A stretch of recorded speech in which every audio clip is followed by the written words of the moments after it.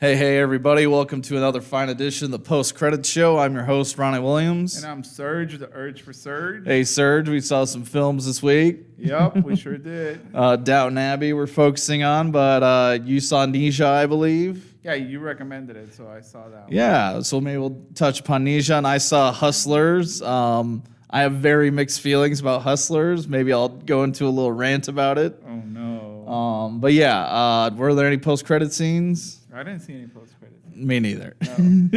No. No, Nisha had a ton. And Yes. it told you, hey, stick around. There's post-credits, which I like. The Chinese are like, hey, we have advertisements for our next movie. Stick around. Oh, yeah, it did say stick around for... Yeah. Oh, yeah, I left. You still left. It was just like, one was specifically for Nisha. Like, there's like bad dragons, and they're like, hey, let us out. We're going to, do good stuff for you guys. Mm. And then the other one, I think, was just for an unrelated animated movie that company's doing. I mean, the last good post-credit I saw was in Godzilla, where we saw King Kong. Oh, yeah. That one. Here comes Godzilla. I look very forward to that movie. Godzilla versus King Kong. Yep. I love King Kong. I do like King Kong. I think King Kong might actually win. Like, Godzilla has like all the raw power, like, the atomic breath and what have you. Well, is King Kong a monkey or an ape? Ape. Oh, it's an ape. Yeah. It doesn't have a tail? No tail. Is it a gorilla? Yeah, it's supposed to be a gorilla. Oh, okay. Like, what's the biggest difference between like a monkey and an ape? The tail? Apes eat monkeys. Apes are carnivorous. Monkeys, they might eat a couple bugs, but no, apes will eat bigger animals. Oh, okay. So, yeah. They're vegetarians, the monkeys. I mean, monkeys will eat ants still. They'll pick, off their brothers, But, yeah. We're very educational today, I guess. Okay. But, yeah, we saw Downton Abbey. How soon should people see Downton? I'm gonna say watch it if you're more of an older classical traditional person. I would say watch it by 2024, I didn't see the TV series. No, I don't think you did either. No, So we went into Downton Abbey pretty blind. And so there was a little bit of a learning curve, like figuring out what the relationship was between everybody. But once I figured that out, I found it very enjoyable. So I say see it this month. And you might want to catch it sooner because there's a ton of movies coming. Like, October's insane in a bit. Like, there's 1 week in October, like the third week in October, there's 4 movies I'm interested in coming out the same week. Oh my. Yeah. They'll get pushed back. Maybe. This movie was not my cup of tea. Oh, yeah? Gwen's already saying hello. Thank you, loyal fan, Gwen Williams.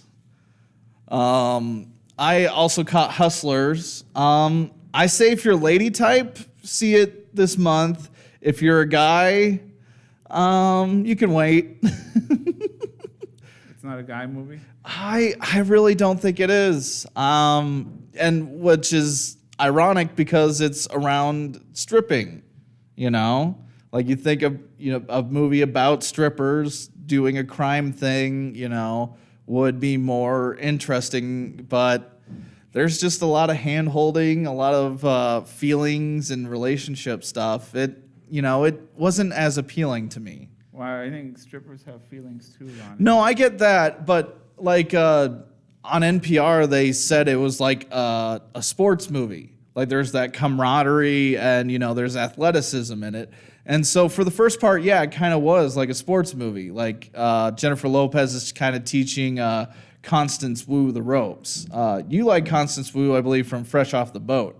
You didn't tell me she was in the movie. I forgot. I remember you like Fresh Off the Boat. And I didn't know Jennifer Lopez was in there either. Oh, J-Lo's great. I heard if J-Lo's like 50 or 60 now. She doesn't look it. I mean, amazing. Like, just mind-blowing good.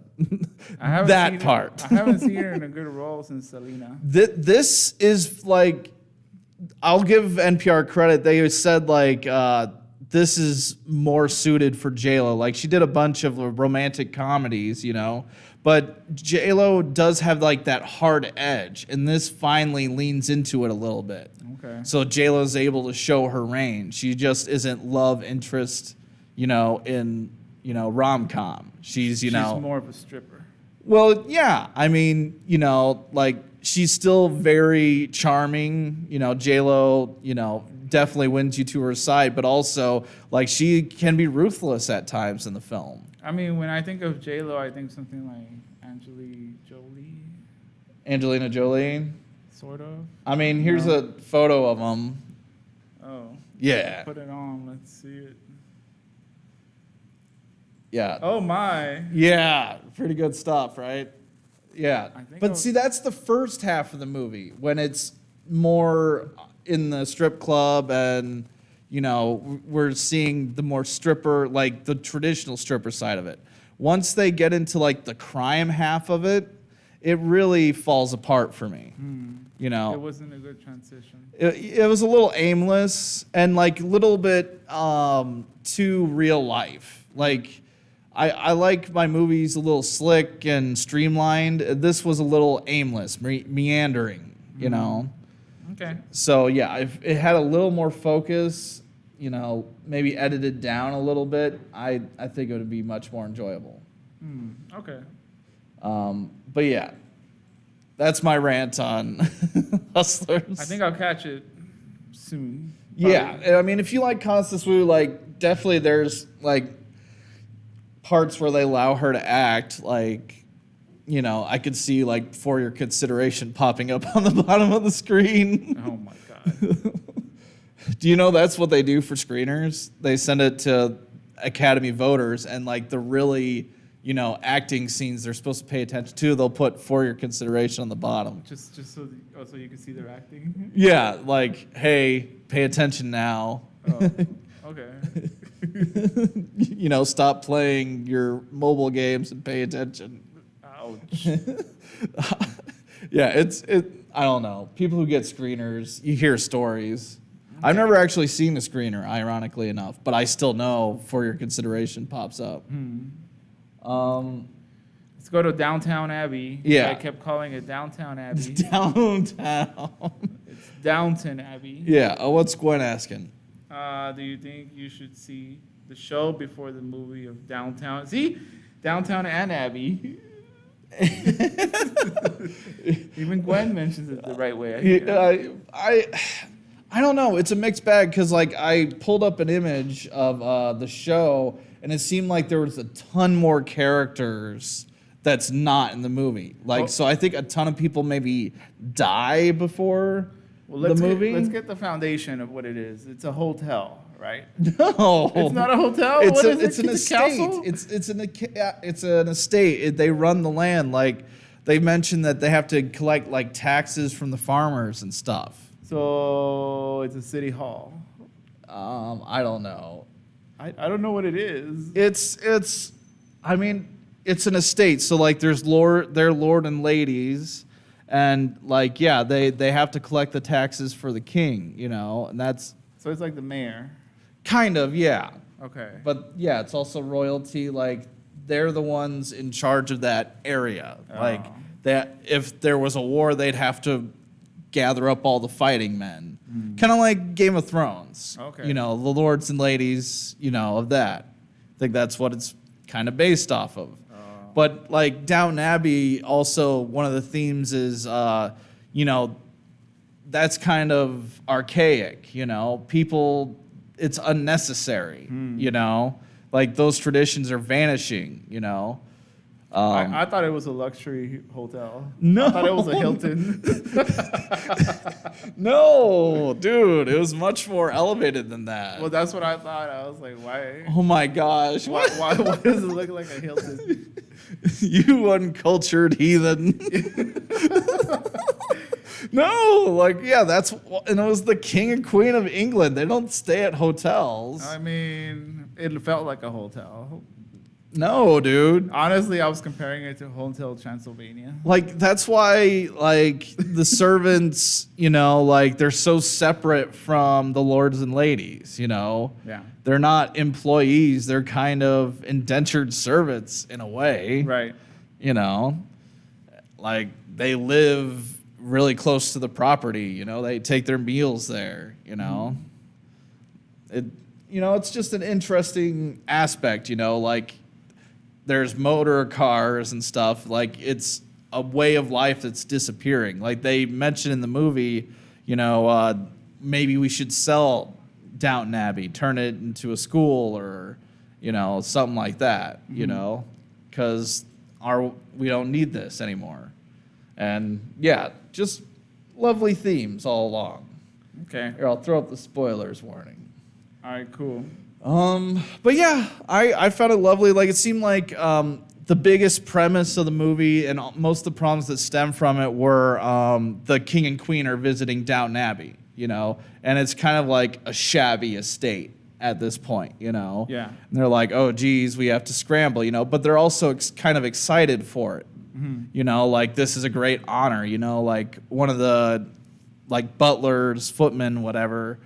He's excited, like he's coming back to Downton just to, you know, serve the king and queen. Well, they get mad at the other guy, so that's why he steps in, right? Right. So, yeah, and like it seemed like the head butler had retired, maybe in the television series, and they brought him back to handle the king and queen because the ladyship who kind of runs Downton Abbey, you know, felt like the one guy wasn't stepping up. Right. You know. This is where the backstory would have helped a lot. Yeah, some of the backstory would have helped out, but I think the movie does an okay job telling us, you know, the important stuff. Like, okay, this guy, you know, is an Irishman, you know, and Ireland was definitely in rebellion at this time, you know.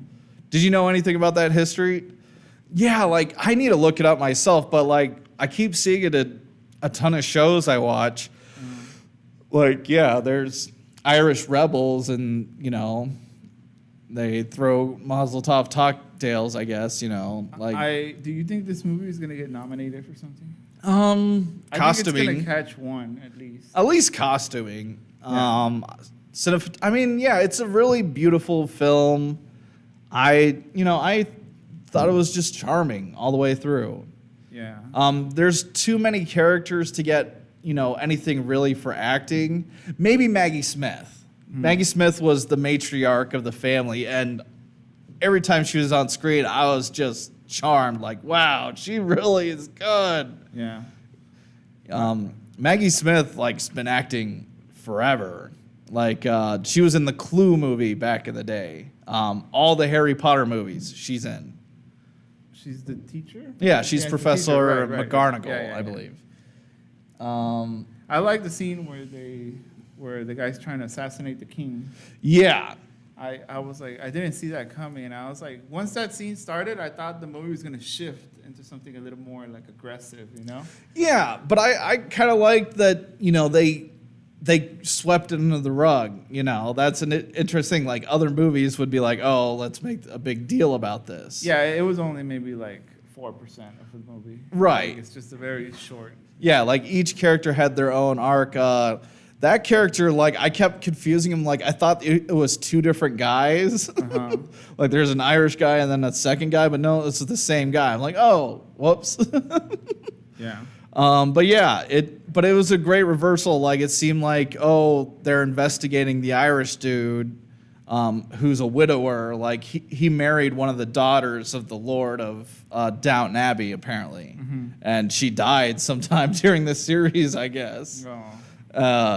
So yeah, but like they pair him up. It seemed like he started courting the heiress to the Crawley's fortune. You know, like that was another big thing too. She was gonna inherit land, like another estate. Right. And it's a big deal because, like Downton Abbey, you get a big household, you get income from the lands around it.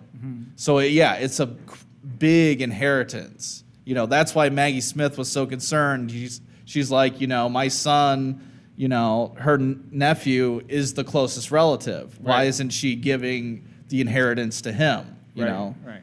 like it seemed like she's breaking tradition, but spoilers if you haven't seen the movie. It turns out it's her illegitimate daughter that she is giving the estates to. Right. So it made sense, and Maggie Smith was, reasonable about it.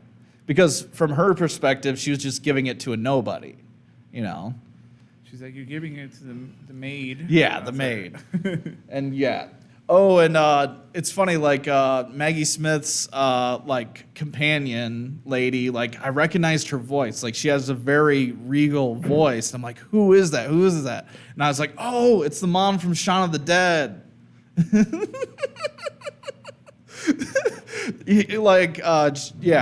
Sean's mother. Oh, come on, man. You brought it out.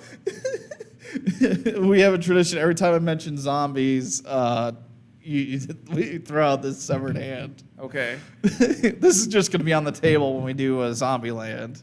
I don't think you're looking forward to that one. Gwen says they filmed at Highclere Castle. Yeah. Where's that at? England. Okay. Is it famous for something? Or? I mean, it's just that really neat looking castle. I mean, it is kind of amazing to look at. Yeah, I was admiring the architect of that castle. I liked it. Yeah, I like all the points. And like it's very cubic. Like it's just like squares amongst squares. It's very interesting. Yeah, yeah. Okay, Gwen says in the first episode, the two men who were supposed to inherit the estate died on the Titanic. It No. says, which was the start of the controversy to whom should inherit it all. Oh, that's interesting. So even Downton Abbey's inheritance was up for grabs in the Right. early episodes. I mean, I'm pretty sure the movie was great if it's closing the whole series, but not to start it off. Right. But overall, I enjoyed it. But Well, from what I read, like they ended the series where they wanted to end it. Like it wrapped it up perfectly, but this one is like just like a next challenge, Like I could imagine the TV series being more focused on the parents, because this movie definitely seemed more focused on the next generation, the daughters and the Irish son-in-law. Maybe Mom could tell us, who it's focused on in the beginning. And also the wait staff. Like, it's funny, the wait staff is just as prominent. Like, they're half the movie. And they're very charming, too. yeah, they're fun to see. I'm watching the movie and so like they get the supplies to cook their own meals and they find out, like the king's staff's going to take over and they're not going to do nothing, right? I thought they were going to plan a secret wedding for the young cook Oh my and God. the butler. Like, yeah, because that's like what they do in romantic comedies, It's like, it seemed like their marriage was getting delayed, like she was getting cold feet or something. And so I thought since they have nothing to do, they're going to throw this wedding under the noses of the king and queen. Maybe the king and queen even marry him or something. Oh my God. But I like the way they actually went about it. Yeah, they forced the people who took over Downton Abbey aside, the servants, the royal servants, so that they could serve the king and queen. Right. And it was just charming. This movie reminded me a lot of the other movie that we did. Hellboy? No, Queen of Scots. What was it? Oh, Mary Queen of Scots. Right. Yeah. Yeah, I could see that. But the other one was more violent. This one is more PBS. Yes, not so much violence. There's some More- wrestling, More rated R. some dancing. But yeah. Okay. Some violent dancing. No. Yeah, I just think it's a charming film. I was laughing. I was crying at the end when you find out why Maggie Smith went to London. Super spoilers. Maybe tune out until the spoiler warning drops. But yeah, Maggie Smith says she's dying, and she tells the youngest of the family, and she's like, you're the one who's got to take over Downton. But she's like, oh, I have so many doubts, our traditions are fading, you know. And Maggie Smith kind of convinces her, hey, you know. They said it was the year was 1927. I heard that 1927. I think it's post-World War. I don't know. Oh, man. Well, that's what I heard. That's what I recall. Yeah. And Gwen says, I like historical movies and stuff about history. Can we look this up quick? It's okay. But yeah, I thought, because they mentioned like being in group homes, like I don't know if during the First World War there was much air combat. Like were the Britons getting bombed by airplane during the First World War? I don't know. See, I don't think they were, so I don't think they were living in communal homes. I think it's post-World War. Okay, let's consult our historian. World War II. Yeah. Well, World War II was 41? 42. Why? What date did you say? 1927. That's before. Oh. When was the First World War? Okay. Oh, 1917 is the First World War. She said the show started in 1912. Okay, so they must do the war during the show at some point then, and this movie is post the war.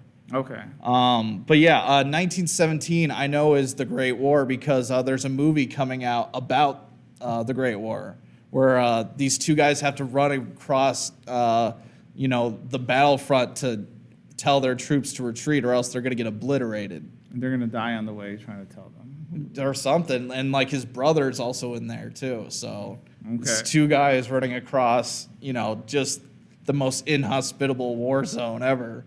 It looked great. Coming this December. Yeah, I was looking up at the actors of this movie, the Downton Abbey. I didn't recognize any of the actors. Maggie Smith I knew. I mean, I looked at their history of movies, and it's a bunch of movies I've never seen. I mean, some of them I've noticed before. Like I watch a ton of movies though. The younger handmaid that was really good at scheming. But yeah. The Irish dude kind of reminded me of my brother-in-law. Ouch. No, because he's kind of handsome. Oh, okay. Handsome. Whatever. Cool. But yeah, Gwen's saying the year the Titanic sunk is when it started. And I like historical movies too. Like World War II movies I enjoy. And yeah, there's some coming out this year. Jojo Rabbit is about a Hitler youth that sees Hitler as an imaginary friend. I think that's going to be funny as hell. No? Okay. It's the same guy who did Thor Ragnarok and What We Do in the Shadows and Hunt for the Wilder People. What are you doing? Okay, Ronnie. Whatever. I'm making you cover it. It's either that or Jay and Silent Bob. Jay and Silent Bob. We're doing them both. All right. But yeah, I think we could wrap up this discussion. Anything else you need to add? I think, yeah, it's just charming, and I do want to see this series now. Watching the movie sold me on the series, and even though I kind of know some stuff that happens, there's a much bigger cast. I saw this photo for season 1. I'm like, there's way more dudes in the show than there were in the movie. And I'm like, I wonder what happens to most of them. Maybe they're the two guys that go on the Titanic. We'll recap on this when you see the show. Maybe. I'm going to pass on this show. Okay. Okay. Not for you? I'll pick up the next one. Maybe if you knew more about British hierarchy. Oh, no. I make you take a history course. Huh? So next week, the Joker comes out Friday. So I instead of giving people 2 weeks to watch that one, I think we should jump on it because we got a ton of movies coming up. Okay. And I'm just too excited. I want to see Joker as soon as possible. So all right, we'll see Joker next week. Yep. So everybody watch Joker, and thanks for joining us this week. If you have any comments as soon as you see Joker, send them to us. Okay. Thank you. See ya.